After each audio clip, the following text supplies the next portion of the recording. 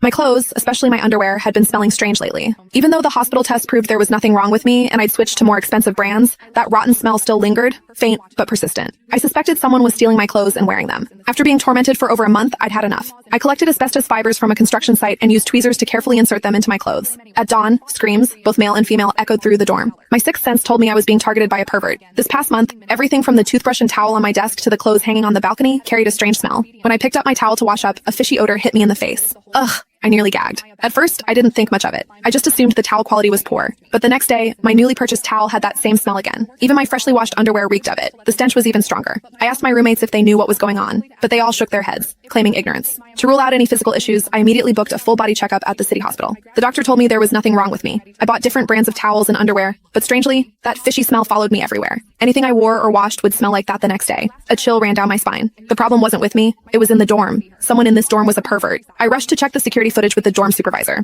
I found nothing. That left only one possibility. That day, I tactfully tried to talk to my roommates. If any of you like girls, you can just say so openly. Before I could finish, Lopez cut me off impatiently. Georgina, if you're sick, go to the hospital. Physical problems need medical treatment. Mental problems need a therapist. First, you claimed there was a pervert in the dorm and insisted on checking the security footage. Now you're questioning our sexual orientation? What, you think we're the ones making your stuff smell? Suddenly her eyes widened. Georgina, you don't have an STD, do you? I heard some STDs cause a fishy smell. Before she could finish, my other two roommates looked horrified and unconsciously took a step back as if I were some kind of monster. My face turned red with anger. Your mouth stinks so bad. Did you forget to brush your teeth today? My mouth may stink, but at least it smells better than certain people's underwear. Lopez smiled mockingly, her tone dripping with sarcasm. Certain people wear such provocative underwear. If we didn't know better, we'd think they were kept women. We're all good girls here. If certain people don't behave properly, don't drag us down with you. As soon as she finished, the other two roommates looked even more serious. Milner spoke awkwardly, her face troubled. Georgina, maybe you should go to a bigger hospital for a checkup today. If it really is that kind of disease, it could spread. Someone chimed in agreement, and Lopez's face grew even more smug. She grabbed a bottle of disinfectant spray, laughing arrogantly. Look at you, catching a disease and making others worry about it.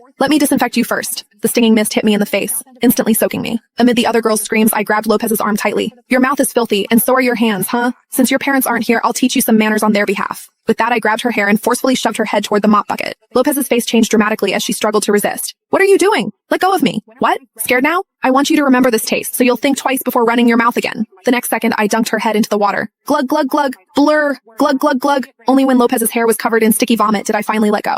Ah! Lopez's scream was blood-curdling as she frantically leaned over the sink, retching. I watched coldly as this roommate who constantly slandered me behind my back finally got what she deserved. Lopez's eyes were red as she wiped her mouth furiously and lunged at me with her claws out. Georgina, I'll kill you! I grabbed the mop beside me and precisely jammed it into the bucket. Lopez froze in place as if struck by lightning. I smiled coldly. Fight me? You have the guts for that? With that, I swung the mop toward Lopez. In an instant, Lopez's face went pale with fear. Don't come any closer! The dorm filled with endless screams.